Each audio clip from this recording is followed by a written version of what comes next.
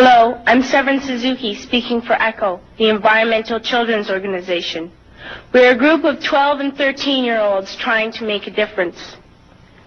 Vanessa Suttie, Morgan Geisler, Michelle Quigg, and me. We've raised all the money to come here ourselves, to come 5,000 miles to tell you adults you must change your ways. Coming up here today, I have no hidden agenda. I am fighting for my future. Losing my future is not like losing an election or a few points on the stock market. I am here to speak for all generations to come.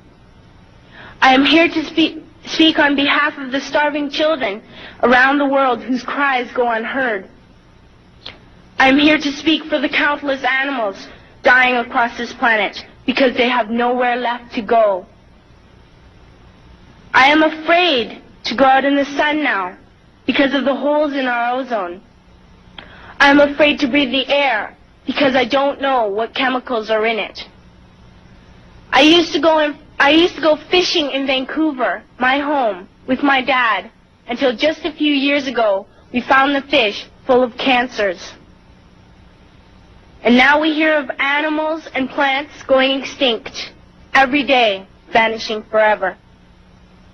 In my life, I have dreamt of seeing the great herds of wild animals, jungles and rainforests full of birds and butterflies. But now I wonder if they will even exist for my children to see. Did you have to worry of these things when you were my age? All this is happening before our eyes, and yet we act as if we have all the time we want and all the solutions. I'm only a child, and I don't have all the solutions. But I want you to realize, neither do you.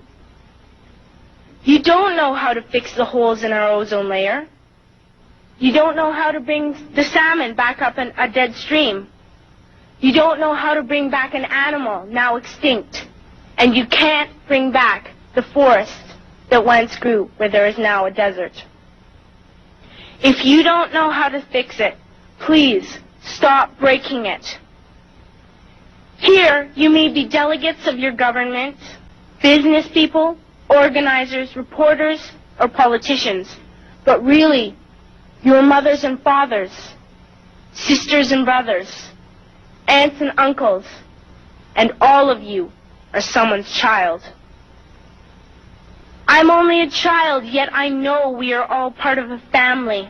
5 billion strong. In fact, 30 million species strong. And borders and governments will never change that. I'm only a child, yet I know we are all in this together and should act as one single world towards one single goal. In my anger, I am not blind, and in my fear, I am not afraid of telling the world how I feel. In my country, we make so much waste. We buy and throw away, buy and throw away, buy and throw away, and yet northern countries will not share with the needy. Even when we have more than enough, we are afraid to share. We are afraid to let go of some of our wealth. In Canada, we live the privileged life, with plenty of food, water, and shelter. We have watches, bicycles, computers, and television sets. The list could go on for 2 days. 2 days ago, here in Brazil, we were shocked when we spent time with some children living on the streets. This is what one child told us. I wish I was rich. And if I were, I would give all the street children food, clothes, medicines, shelter, and love and affection.